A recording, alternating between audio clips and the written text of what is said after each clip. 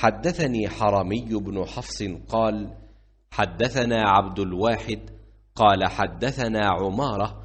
قال حدثنا أبو زرعة بن عمرو بن جرير قال سمعت أبا هريرة عن النبي صلى الله عليه وسلم قال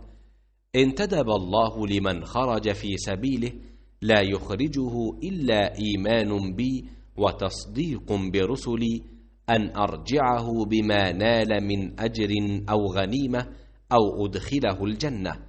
ولولا أن أشق على أمتي ما قعدت خلف سرية، ولوددت أني أقتل في سبيل الله ثم أحيا ثم أقتل ثم أحيا ثم أقتل.